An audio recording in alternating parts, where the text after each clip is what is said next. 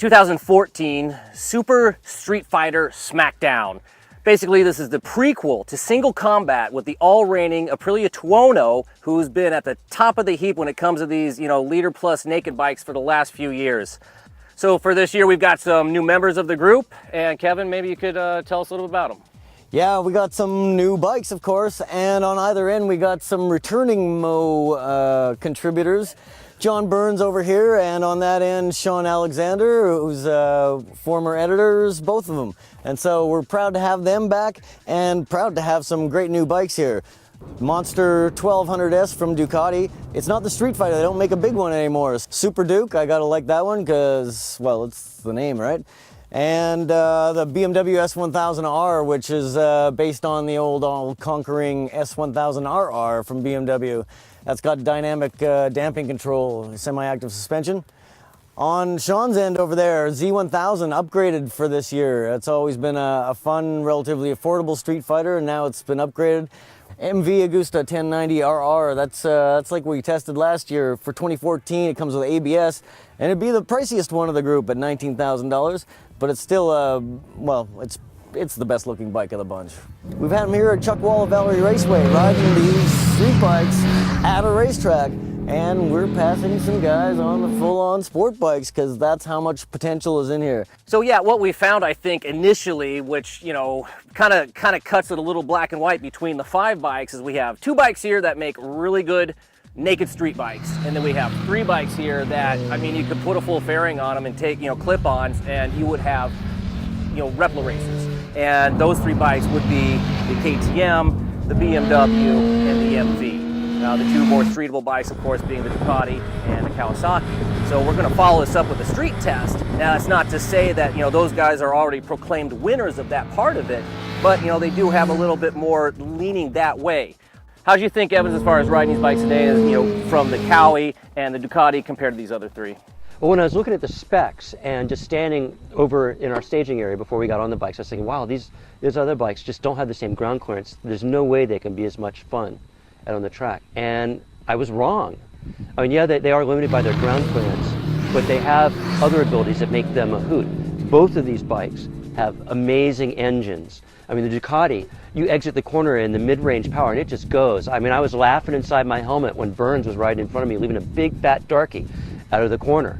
And this bike, it just amazed me, its engine. I had no idea that it had the poop that it does to get it down the track. Thankfully, it's got really great brakes, too.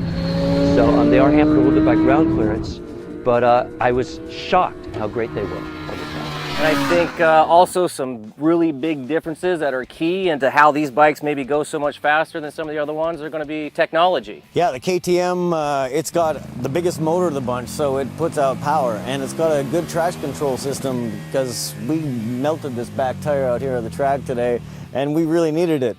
And the BMW too, technology, the only one here with a semi-active suspension, dynamic damping control. It comes on the premium package equipped S1000. The options list is kind of complicated. But yeah, it was fantastic. For the heavier guys, we put it on hard, and that was the end of the setup. And then I got on it, and I'm like, no, this is too hard. Press the button, put it on normal, and it was perfect for my weight. It's really fantastic how you're not doing a screwdriver down on your knees again. So, Sean, what are your insights on these 5 motorcycles? The interesting thing is that the ground clearance and the foot positioning on the Ducati and the ground clearance on the Kawasaki, they really limit your lap times out here. And we weren't going for outright lap times today, but just trying to keep up with the other 3 bikes.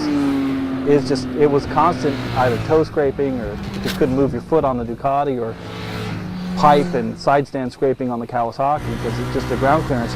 And the interesting thing about that is both bikes clearly had a lot more to deliver.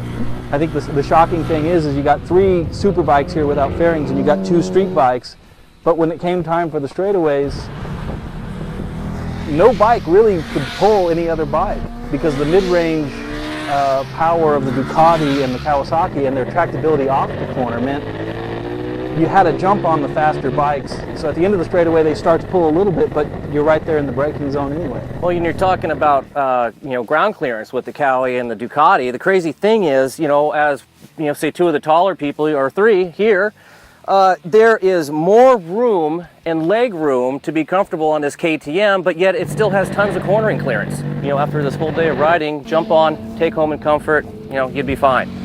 Yeah, we've got to say, I mean, this BMW engine, the detuned a little bit more torque than the S1000RR fully fared bike. Oh my God. You know, this thing has, we were talking about space on the KTM, the space on this thing, it's got huge fore and aft room. Coming out onto the back straight, every time I'd hit it, like, you know, just suck my butt back because there was just so much room. You know, I was a little bit more held in on the KTM, but my God, this thing's just a rocket. And that's one of the cool things. People, when they first got announced, it's like, oh, detuned, and it's like, oh, it's gonna, you know, suck somehow.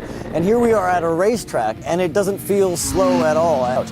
So that's an impressive machine because it just pulls like crazy, and yet you're in relative comfort. I would ride that home right now.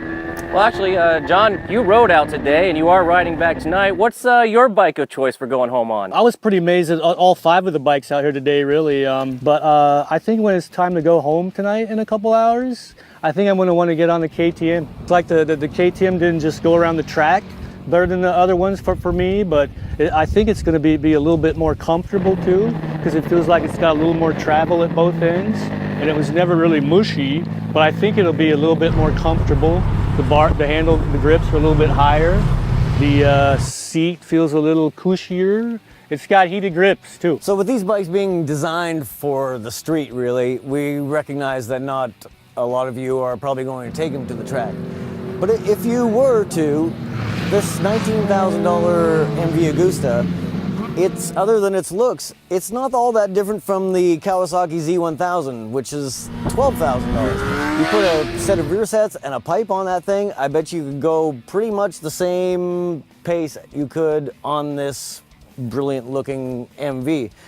So, if you're a street rider and you're never going to take them to a track, you're going to have to stay tuned for the street portion of this. But on the racetrack, they're all pretty close, but the ones that are the slowest because of ground clearance issues, that can be remedied and not be too far away from the fastest one. The Kawasaki's got a pretty wide crankcase on it, and it's going to run out of ground clearance again once you clean up the current ground clearance problems. It'll be a ton better, but you're going to get into some inherent design things, and I think the MV as a track chassis is always going to have the legs on the Kawasaki.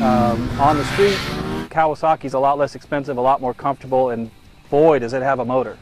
So it's a tough one. So yeah, Sean, you bring up a good point. You know, we do have a large disparity in price here. We've got $12,000 on the low end for the Kawasaki, up to $19,000 for the MV for the 2014 model with ABS.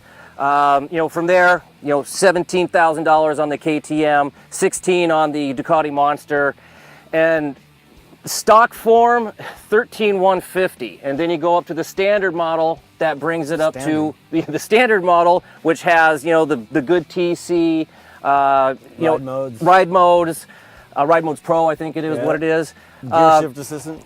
And then if you want to go up to dynamic suspension and heated grips, $15,000. So at $15,000 for this BMW, it's $1,000 less than the Ducati, $2,000 less than this, and $4,000 less than the MV. So the thing is this bike is the least expensive, and this is not the street portion. It definitely is not a competitor with that MV on the racetrack today. If you're looking for a new motorcycle and don't have $15,000 to spend, this isn't a bad idea.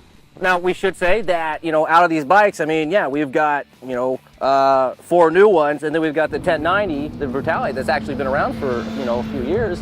And that bike, even though it's been here for a few years, held its own against these brand new models without problem. I mean, that thing goes around this track and rails. Yeah, I think we should maybe throw a thanks out to the guys at Moto Forza who hosted this track day and came over and found out that the suspension settings on the Brutality were pretty effed up to begin with, because when I took it out the second time, yeah, it was like a whole new motorcycle after that. I mean, Sean, you were going even faster on it then, and I felt more comfortable, and it was just a fantastic machine without any cornering problems whatsoever. Yeah, no cornering clearance problems, and the chassis feels like a race bike chassis. Like Sean says, the harder you ride it, the happier it is. All right, to figure out the end of this, we got to go to our scorecard and tabulate the votes and all that stuff. But If we had to do another track day right now, guys, which bike would you choose? One more track day. How the hell was it? Ah! Mine. Mine. Hey.